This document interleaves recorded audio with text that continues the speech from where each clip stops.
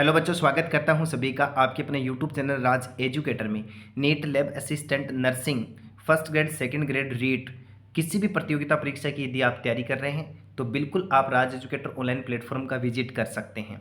Biology से संबंधित शानदार कंटेंट और डाटा आपके सामने रखा जाएगा, जिसको प्राप्त करके आप अपनी तैयारी को अच्छा कर सकते हैं, अपनी प्रिपरेशन को बहुत मजबूत कर सकते हैं। बच्चों, आज की इस बेहतरीन ऑनलाइन क्लास में 11th एनसीईआरटी का एक चैप्टर कोशिका सेल यूनिट ऑफ लाइफ जीवन की इकाई, इस चैप्टर का आज की इस बेहतरीन ऑनलाइन क्लास में पार्ट नंबर 4 का हम डिस्कस करेंगे। बहुत ही शानदार कंटेंट आपके सामने रखा जाएगा, तो देर किस बात की है, पेन कॉपी साथ में लेकर के बैठो और पहले क्वेश्चन से लेकर के लास्ट क्वेश्चन तक सही आंसर देने का यथासंभव प्रयास कीजिए और अपनी प्रिपरेशन को धार दीजिए। बच्चों, सेशन को अधिक से अधिक लाइक कर दो, शेयर कर दो, पढ़ो वहाँ से पेपर आए जहाँ से। इस बात को ध्यान में रखते हुए हम जुड़ते हैं चैनल के साथ में, और आज का पहला क्वेश्चन जो है वो आपके सामने रखा जा रहा है। क्लोरोप्लास्ट के भीतर क्लोरोफिल कहाँ पाया जाता है? यदि आपने अच्छी तरीके से क्लोरोप्लास्ट को पढ़ा है, हरित लवक को पढ़ा है, तो दीजिए करेक्ट आंसर कि हरित लवक के अंदर क्लोरोफिल कहाँ पाया जाता है? ग्रेना में होता है, पायरेनोइड में होता है, स्ट्रोमा में, ग्रेनम तथा स्ट्रोमा दोनों में। चार ऑप्शन मेरे लाडले आपके सामने मोबाइल स्क्रीन के ऊपर है। दीजिए करेक्ट आंसर, आप किस ऑप्शन के पास में जाने वाले हैं? बिल्कुल क्वेश्चन की खोपड़ी को तोड़ने वाला काम करना है। एक शानदार क्वेश्चन के साथ में आज की क्लास की शुरुआत कर रहे हैं। एग्जाम की दृष्टि से काफ़ी महत्वपूर्ण क्वेश्चन आपके सामने रखा गया है। पहला ही क्वेश्चन धमाकेदार है, बिल्कुल आंसर देने का यथासंभव प्रयास करना है। बिल्कुल बिल्कुल यहाँ आप किस ऑप्शन के पास में जाने वाले हैं? कौन सा ऑप्शन बिल्कुल यहाँ पर राइट होने वाला है? मैं किस ऑप्शन के पास में जाऊँ? क्लोरोप्लास्ट में हरित लवक में पर्णहरित क्लोरोफिल कहाँ पाया जाता है? यहाँ दीजिए आप करेक्ट आंसर, किस ऑप्शन के पास में आप जाने वाले हैं? बिल्कुल बिल्कुल बिल्कुल बिल्कुल ए ऑप्शन होगा, बी होगा, सी होगा या फिर डी होगा। देखो बच्चों, अच्छी तरीके से नोट्स में डालना, क्वेश्चन शानदार धमाकेदार है। यानी आपको किसके में पास में जाना होगा? ए ऑप्शन के पास में जाना होगा, ए ऑप्शन के पास में जाना होगा, फर्स्ट ऑप्शन के पास में जाना होगा। यानी यहाँ पर करेक्ट आंसर निकल के आएगा ग्रेना। क्लोरोप्लास्ट जो होता है हरित लवक, उसमें क्लोरोफिल यानी पर्णहरित किस में पाया जाता है? ग्रेना वाले भाग में पाया जाता है। अब बात करेंगे सेकंड क्वेश्चन की, जो आपके सामने मोबाइल स्क्रीन के ऊपर है, और एक शानदार सा क्वेश्चन है जो बड़ी लाइन के रूप में लिखा गया है, एक कथन दिया गया है। देखो, व्यापक रूप से स्वीकृत किया गया तरल मोजेक सिद्धांत याद है ना सभी को? सिंगर व निकोलसन का 1972 के अंदर एक मॉडल आया था जिसको तरल मोजेक सिद्धांत के नाम से जाना गया, जिसको सैंडविच थ्योरी के नाम से भी जानते हैं। के अनुसार कोशिका झिल्लियां अर्ध तरल होती हैं, जहां लिपिड तथा समाकलन प्रोटीन यादृच्छिक रूप से विसरण कर सकते हैं। हाल ही के वर्षों में इस मॉडल में अनेक प्रकार के रूपांतरण किया गया। इस संदर्भ में निम्नलिखित में से कौन सा एक कथन सही है? देखो, इसमें कुछ चेंजेबल किए गए थे, और इसमें कौन सा कथन है जो एकदम सही, कौन सा कथन सही नहीं है? ध्यान देना, कौन सा कथन सही नहीं है उसके बारे में आपको थोड़ा सा गौर फरमाना मेरे लाडले। देखो क्या कहना चाहते हैं। प्रोटीन लिपिड की द्विपरत के भीतर फ्लिप फ्लॉप गतियां भी कर सकते हैं। प्रोटीन लिपिड द्विपरत के भीतर फ्लिप फ्लॉप गतियां भी कर सकते हैं। अनेक प्रोटीन लिपिड द्विपरत के भीतर पूर्णतः अंतः स्थापित होते हैं। कोशिका झिल्लियों के भीतर के प्रोटीन लिपिड द्विपरत में चल सकते हैं, और प्रोटीन झिल्ली में कुछ खास भागों में ही परिसीमित बने रहते हैं। प्रोटीन झिल्ली में कुछ खास भागों में ही परिसीमित बने रहते हैं। कौन सा रोंग है उसके बारे में आपको जानना है। इतना शानदार क्वेश्चन है ये, नीट 2005 में आया हुआ क्वेश्चन है, फर्स्ट ग्रेड 2018 में आया हुआ क्वेश्चन है। बहुत अच्छा क्वेश्चन आपके सामने रखा गया है। निम्नलिखित में से कौन सा कथन गलत है जो रूपांतरण हुआ? देखो बच्चों, इसके अंदर यदि बात करें, प्रोटीन लिपिड द्विपरत के भीतर फ्लिप फ्लॉप गतियां भी कर सकते हैं, गलत बात, ऐसा कुछ नहीं है बिल्कुल। तो इसके अंदर अपना जो करेक्ट आंसर निकल के आ जाएगा वो फर्स्ट ऑप्शन होगा। अब बच्चों बात कर रहे हैं 3 नंबर क्वेश्चन की, सेंट्रोमियर किसके लिए आवश्यक है? दीजिए करेक्ट आंसर, सेंट्रोमियर किसके लिए आवश्यक है? देखो थोड़ी सी बात कर लेते हैं। सेंट्रोसोम की बात करें, तारक काई की बात करें, तारक काई के अंदर दो तारक के अंदर एक दूसरे के 90 डिग्री के तारक के अंदर एक दूसरे के 90 डिग्री या समकोण पर स्थित होते हैं। ये किसके लिए आवश्यक होते हैं? गुणसूत्रों की ध्रुवों की ओर गति के लिए आवश्यक होते हैं, या फिर कोशिका द्रव्य विदलन के लिए आवश्यक होते हैं, या फिर ये विनिमय के लिए आवश्यक होते हैं, या फिर ये अनुलेखन के लिए आवश्यक होते हैं। 3 नंबर क्वेश्चन में फिर से आपके सामने मोबाइल स्क्रीन के ऊपर 4 ऑप्शन दिखाई दे रहे हैं। यहाँ आप किस ऑप्शन के पास में जाने वाले हैं? बिल्कुल करेक्ट आंसर देना है। अच्छा क्वेश्चन आप देख पा रहे हैं, नोट्स में डाल दीजिए इस क्वेश्चन को। सेंट्रोमियर किसके लिए आवश्यक होते हैं? गुणसूत्रों की ध्रुव की ओर गति के लिए, कोशिका द्रव्य विदलन के लिए, या फिर विनिमय के लिए, या फिर ट्रांसक्रिप्शन अनुलेखन के लिए। देखो बच्चों, इतना धमाकेदार क्वेश्चन आपके सामने रखा गया। करेक्ट आंसर इसमें आएगा ए ऑप्शन आएगा, यानी गुणसूत्रों की ध्रुव की ओर गति के लिए सेंट्रोमियर आवश्यक होता है। यहाँ पर अपने पास में 3 नंबर क्वेश्चन के अंदर पहला ऑप्शन बिल्कुल राइट होगा। अब हम बात कर रहे हैं 4 नंबर क्वेश्चन की, जो आपके सामने मोबाइल स्क्रीन के ऊपर है। कौन सा मुख्य अंगक जिनका काम नए नए संश्लिष्ट प्रोटीनों का रूपांतरण करना एवं उन्हें उनके लक्ष्य स्थानों तक मार्ग प्रदान करना होता है? अंतर्प्रद्रवी जालिका, लाइसोसोम, माइटोकॉन्ड्रिया, क्लोरोप्लास्ट। 4 ऑप्शन आपके सामने मोबाइल स्क्रीन के ऊपर हैं। आप किस ऑप्शन के साथ में जाने वाले हैं? आपको कौन सा कोशिकांग ऐसा नजर आ रहा है जिनका काम होता है नए नए संश्लिष्ट प्रोटीनों का रूपांतरण करना एवं उनके लक्ष्य मार्गों तक मार्ग प्रदान करना? मैं किस ऑप्शन के पास में जाऊं कि अपना क्वेश्चन बिल्कुल राइट हो जाए मेरे लाडले? अच्छी तरीके से रीड आउट करने के बाद में आपको करेक्ट आंसर के पास में पहुंचना है। एक और धमाका आपके सामने रखा गया है, डाल लीजिए नोट्स में एक और शानदार क्वेश्चन। बिल्कुल बिल्कुल, सेशन को लाइक करना न भूलें, अधिक से अधिक शेयर कीजिए बच्चा, ताकि हर प्रकार के विद्यार्थी को लाभ मिल सके। किसी भी प्रतियोगिता परीक्षा की काम की तैयारी कर रहे हैं जिसमें बायोलॉजी को शामिल किया गया है, बिल्कुल बेझिझक, बिना डरे, बिना हिचके, बिना डाउट किए हुए आप राज एजुकेटर ऑनलाइन प्लेटफॉर्म का हिस्सा बन सकते हैं और अपनी प्रिपरेशन को बहुत अच्छा कर सकते हैं। देखो बच्चों, अंतर्प्रद्रवी जालिका, अंतर्द्रवी जालिका, एंडोप्लाज्मिक रेटिकुलम, ER एक ऐसा ऑर्गेनेल्स है, एक ऐसा कोशिकांग है जिसका काम होता है संश्लिष्ट प्रोटीनों का रूपांतरण करना एवं उनके लक्ष्य स्थानों तक मार्ग प्रदान करना। तो याद रखना, यहाँ पर अपने पास में ए ऑप्शन बिल्कुल राइट होने वाला है। अब इसी कड़ी को आगे बढ़ाते हैं और बात कर लेते हैं 5 नंबर क्वेश्चन की, जो आप देख पा रहे हैं मोबाइल स्क्रीन के ऊपर। सुकेंद्रिकी, पहले तो आपको ये याद रखना कि सुकेंद्रिकी क्या होता है, तो यूकेरियोटिक की बात कर रहा है। गुणसूत्रों के टेलोमियर किन के छोटे छोटे अनुक्रमों के बने होते हैं? देखो, साइटोसिन प्रचुर पुनरावर्तों के, या फिर एडेनिन प्रचुर पुनरावर्तों के, या फिर गवानिन, या फिर थाइमिन प्रचुर पुनरावर्तों के। दीजिए करेक्ट आंसर। टेलोमियर के बारे में, गुणसूत्र के टेलोमियर किसके बने होते हैं? मुझे विश्वास है ये क्वेश्चन सभी विद्यार्थियों के लिए नया क्वेश्चन है, तो बिल्कुल बच्चा इसको 5 स्टार वाला क्वेश्चन मानते हुए आप नोट्स में डालेंगे। ये क्वेश्चन कई बार एग्जाम में गड़बड़ कर चुका है, आगे भी भविष्य में एग्जाम में ये दखल अंदाजी कर सकता है। बच्चों याद कर लेना, रट्टा लगा लेना, सुकेंद्रीय गुणसूत्रों के टेलोमियर जिनके छोटे छोटे अनुक्रम होते हैं ना, वो गवानिन प्रचुर पुनरावर्तकों के बने होते हैं, पुनरावर्तों के बने होते हैं। तो यहाँ पर बच्चा सी ऑप्शन बिल्कुल राइट होने वाला है। कौन सा ऑप्शन राइट हो जाएगा? सी ऑप्शन राइट हो जाएगा। अब बच्चों इसी कड़ी को आगे बढ़ाते हैं और दर्शन कर लेते हैं 6 नंबर क्वेश्चन का। क्लोरोप्लास्ट, हरित लवक के भीतर क्लोरोफिल, पर्णहरित कहाँ पाया जाता है? Very very very very important question देके जा रहा हूँ। क्लोरोप्लास्ट के भीतर क्लोरोफिल देखो कहाँ पाया जाता है। थोड़ी देर पहले हमने बात किया था, देखो यही क्वेश्चन था लेकिन ऑप्शन चेंज थे। भीतरी झिल्ली में, थाइलेकोइड में, स्ट्रोमा में, बाहरी झिल्ली में। दीजिए करेक्ट आंसर। हरित लवकों के भीतर पर्णहरित कहाँ पाया जाता है? यहाँ आप किस ऑप्शन के पास में जाने वाले हैं? एक और अच्छा क्वेश्चन आपके सामने रखा गया है। देखो बच्चों, आपको याद रखना है इसके अंदर हम किसको जाना होगा? थाइलेकोइड के अंदर जाना होगा, ठीक है। और यदि यहाँ पर ग्रेना ऑप्शन होता तो हम ग्रेना के पास में चले जाते। अब देखो बात करें 7 नंबर क्वेश्चन की। राइबोसोम कहाँ बनते हैं? ये क्वेश्चन नीट 2002 में आया हुआ क्वेश्चन है। एक शानदार सा क्वेश्चन का दर्शन आप एक बार फिर से कर रहे हैं। राइबोसोम कहाँ बनते हैं? दीजिए करेक्ट आंसर। यहाँ आप किस ऑप्शन के पास में जाने वाले हैं? बहुत अच्छा क्वेश्चन है। केंद्रिका में, कोशिका द्रव्य में, सूत्रकणिका में, गोल्जी बॉडी में।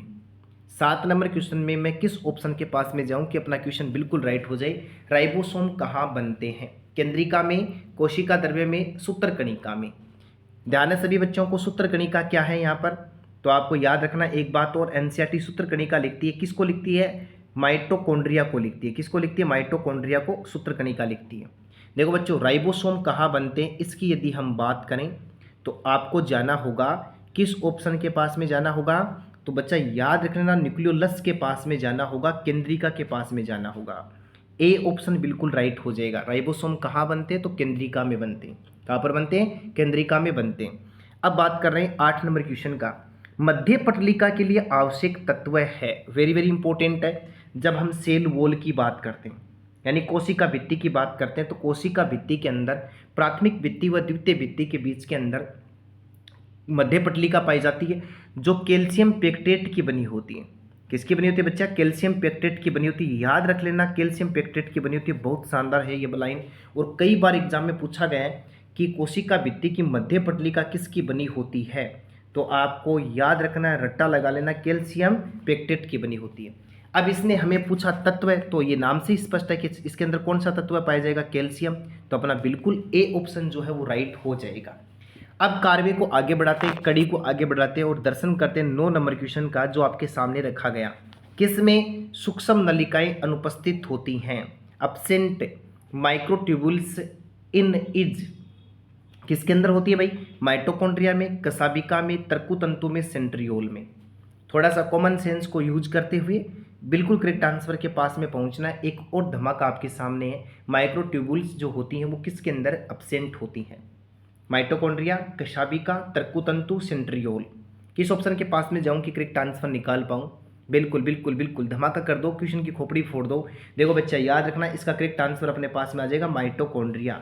माइटोकॉन्ड्रिया के अंदर माइक्रोट्यूबुल्स नहीं पाई जाती हैं, ए ऑप्शन बिल्कुल राइट होगा। ठीक है ना? कशाबिका, तर्कुतंतु, सेंट्रियोल, इन सब के अंदर सूक्ष्म नलिकाएं पाई जाती हैं। तो लाडले यहाँ पर अपना 9 नंबर क्वेश्चन का ए ऑप्शन बिल्कुल राइट होगा। ठीक है। अब सेशन को अब भी यदि आप शेयर नहीं कर रहे हैं तो अब आप किस प्रकार की क्लास चाहते हैं, किस प्रकार के क्वेश्चन चाहते हैं, वो तो आप खुद ही जानते हैं। शानदार कंटेंट और डाटा जितना मैं संभव हो सके उतना अच्छा क्वेश्चन आपके सामने रखता हूँ। एग्जाम के ब्लूप्रिंट को ध्यान में रखते हुए राज एजुकेटर ऑनलाइन प्लेटफॉर्म के द्वारा शानदार कंटेंट आपके सामने रखा जाता है। बिल्कुल बच्चा, आपको एक लक्ष्य को निर्धारित करते हुए, मन में ठानते हुए लगातार जुड़ना है और अपनी प्रिपरेशन को मजबूत करना है। बच्चे, बात करेंगे हम 10 नंबर क्वेश्चन का जो आपके सामने है। लयन काय में पाए जाते हैं, वेरी वेरी इंपॉर्टेंट है। लयन काय में पाए जाते हैं साहब, पहले तो आपको ये होना चाहिए ध्यान कि लयन काय आया, इसका मतलब किसकी बात कर रहे हैं? तो लाइसोसोम की बात करेगा। किसकी बात करेगा? लाइसोसोम की बात करेगा। बच्चों याद रखना, एक वैज्ञानिक आया था जिसका नाम था डी डुबे या ड्यूबे नामक वैज्ञानिक ने सबसे पहले लाइसोसोम की खोज की थी। बच्चा, इसमें एक महत्वपूर्ण बात बता देता हूं, यह इकहरी झिल्ली से घिरा हुआ कोशिकांग है। कौन सी झिल्ली से घिरा हुआ कोशिकांग है? इकहरी झिल्ली से घिरा हुआ कोशिकांग है। अब चर्चा करते हैं ऑप्शन के ऊपर। ऑक्सीकृत एंजाइम, जल अपघटनीय एंजाइम, अपचेत एंजाइम, उपचेत एंजाइम, इन चार में से कौन सा यहाँ पर करेक्ट होने वाला है? 10 नंबर क्वेश्चन में क्या करेक्ट आंसर होने वाला है? लयन काय में पाए जाते हैं भाई, क्या पाए जाते हैं बताओ? 4 ऑप्शन आपके सामने रख दिए मैंने, याद रख लेना। लाइसोसोम के अंदर पाए जाते हैं जल अपघटनीय एंजाइम, हाइड्रोलेजेज एंजाइम जैसे न्यूक्लिएजेज एंजाइम, प्रोटीएजेज एंजाइम, है ना, लाइपेजेज एंजाइम, ये कुछ अपघटनीय एंजाइम पाए जाते हैं। इनका काम होता है कार्बोहाइड्रेट, प्रोटीन व न्यूक्लिक एसिड और वसा का पाचन करना। कई बार ये खुद की कोशिकाओं को भी पाचन कर देता है, इसलिए लाइसोसोम को सुसाइड बैग ऑफ सेल कहा जाता है, यानी कोशिका का आत्मघाती थिल्ला कहा जाता है। ठीक है, तो यहाँ पर अपने पास में जो करेक्ट आंसर निकल के आया वो कौन सा ऑप्शन हो गया? बी ऑप्शन हो गया। अब मैं कड़ी को आगे बढ़ाता हूँ और आपके सामने रख देता हूँ 11 नंबर क्वेश्चन। बिल्कुल देखो आपके सामने है, निम्न में से कौन सा राइबोसोम जंतु कोशिका में प्रोटीन निर्माण में सहायक है? कौन सा राइबोसोम प्रोटीन निर्माण में सहायक है? राइबोसोम जो केंद्रक कलावा ER पर उपस्थित होता है। तो यहाँ पर आप किसके पास में जाने वाले हैं? राइबोसोम के कोशिका द्रव्य में केवल केंद्रक व कोशिका द्रव्य के राइबोसोम, केवल माइटोकॉन्ड्रिया व कोशिका द्रव्य के राइबोसोम। बिल्कुल ध्यान दीजिए, बहुत अच्छा क्वेश्चन देख पा रहे हैं। क्वेश्चन था अपना, जंतु कोशिका में प्रोटीन संश्लेषण किसके द्वारा होता है? देखो बच्चों, अच्छी तरीके से याद कर लेना, इसका करेक्ट आंसर जो निकल के आएगा वो अपने पास में हो जाएगा राइबोसोम। कौन सा राइबोसोम? जो केंद्रक कला व एंडोप्लाज्मिक रेटिकुलम के ऊपर उपस्थित होता है। एंडोप्लाज्मिक रेटिकुलम को भी डीपली जाएं तो किसके ऊपर पाया जाने वाला? RER के ऊपर पाया जाने वाला। तो डेफिनेटली यहाँ पर अपना ए ऑप्शन बिल्कुल राइट हो जाएगा। अब कड़ी को आगे बढ़ाते हैं और एक और क्वेश्चन के बारे में डिस्कस करते हैं। केंद्रक में टेलोमियर का क्या कार्य होता है? टेलोमियर का क्या कार्य होता है? ध्रुव की तरफ गति कर देना, सेकंड ऑप्शन। RNA संश्लेषण को प्रारंभ करना, थर्ड ऑप्शन। गुणसूत्र के अंत को बंद करना, समजात गुणसूत्रों की पहचान करना। दीजिए करेक्ट आंसर, किस ऑप्शन के पास में जाने वाले हैं? केंद्रक में टेलोमियर का क्या काम होता है? इस क्वेश्चन का कौन विद्यार्थी सबसे पहले करेक्ट आंसर देगा? चेक करते हैं किसकी तैयारी कितना बेहतरीन है। बिल्कुल बच्चा, इसका करेक्ट आंसर सारे विद्यार्थी का आना चाहिए। केंद्रक में टेलोमियर का क्या काम होता है? ध्रुव की तरफ गति करवा देना, आरएनए संश्लेषण को स्टार्ट कर देना, गुणसूत्र के अंत को बंद कर देना, समजात गुणसूत्र की पहचान कर देना। बच्चों याद कर लेना, रट्टा लगा लेना, इसका करेक्ट आंसर होगा क्रोमोजोम के अंत को, एंड को क्लोज कर देना। यानी यहाँ पर अपने पास में सी ऑप्शन बिल्कुल राइट होगा। अब बात कर रहे हैं 13 नंबर क्वेश्चन की। प्रोटीन के ग्लाइकोसाइलेशन से जुड़ा कोशिकांग कौन सा है? राइबोसोम, प्रोक्सीसोम, अंतर्प्रदवी जालिका और माइटोकॉन्ड्रिया। दीजिए करेक्ट आंसर। प्रोटीन के ग्लाइकोसाइलेशन से जुड़ा कोशिकांग कौन सा है? किस ऑप्शन के पास में आप जाने वाले हैं? बिल्कुल बिल्कुल बिल्कुल बिल्कुल। देखो बच्चों याद रखना, इसके अंदर करेक्ट आंसर कौन सा निकल के आ जाएगा? अपना सी ऑप्शन हो जाएगा। कौन सा ऑप्शन हो जाएगा? C option. यानी अंतर्प्रदवी जालिका जो होती है ना, अंतर्प्रदवी जालिका, वो प्रोटीन के ग्लाइकोसाइलेशन के लिए साइलेशन से जुड़ा हुआ कोशिकांग है। सी ऑप्शन बिल्कुल राइट होगा। स्क्रीनशॉट लेना न भूलें, और साथ में यदि कॉपी लेकर के बैठे हैं तो बिल्कुल इसको नोट करना है। किस अंगक में एकल कला होती है? Very very important. एक और धमाका आपके सामने। किस अंगक में एकल कला होती है? केंद्रक में, कोशिका भित्ति में, माइटोकॉन्ड्रिया में, स्पोरोसोम में या स्फीरोसोम में? किस ऑप्शन के पास में मैं जाऊं कि यहाँ पर करेक्ट ऑप्शन मैं निकाल पाऊं? बिल्कुल अच्छा क्वेश्चन देख पा रहे हैं। किस अंगक में एकल कला होती है? देखो बच्चा, आपको अच्छी तरीके से इसको नोट्स में डाल लेना है, अच्छी तरीके से याद करना है। मैं बात करूं केंद्रक की तो ये दोहरी झिल्ली से घिरा हुआ कोशिकांग है, ठीक है। मैं बात करूं माइटोकॉन्ड्रिया की तो ये भी दोहरी झिल्ली से घिरा हुआ कोशिकांग है। स्पिरोसोम के अंदर पाई जाती है एकल कला, ठीक है ना।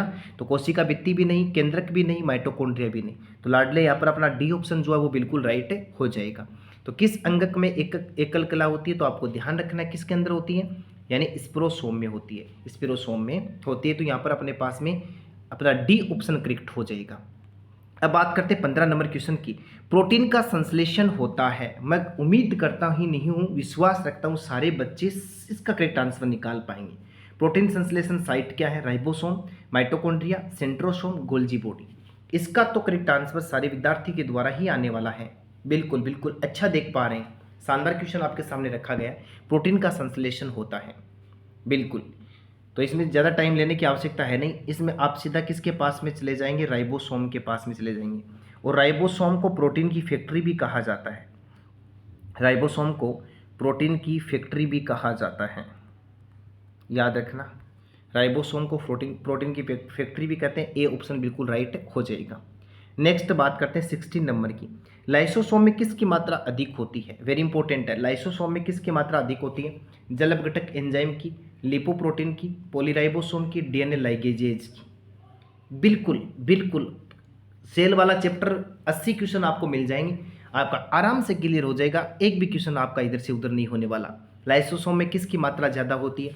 तो आज की इस बेहतरीन ऑनलाइन क्लास में इस क्वेश्चन के बारे में हम पहले डिस्कस कर चुके हैं कि लाइसोसोम यानी लयनकाय के अंदर कौन से एंजाइम पाए जाते हैं? लाडले जल अपघटक एंजाइम पाए जाते हैं। और बच्चा जिनका काम होता है कार्बोहाइड्रेट, प्रोटीन, वसा यानी फैट, या फिर हम कह सकते हैं लिपिड, और प्लस न्यूक्लिक एसिड, इन सब का पाचन करना होता है, ठीक है। बिल्कुल याद हो जाएगा, रट्टा लगाने लेना इसका भी कि लाइसोसोम में जल अपघटक एंजाइम पाए जाते हैं जो कार्बोहाइड्रेट, प्रोटीन, वसा और न्यूक्लिक एसिड का पाचन करते हैं।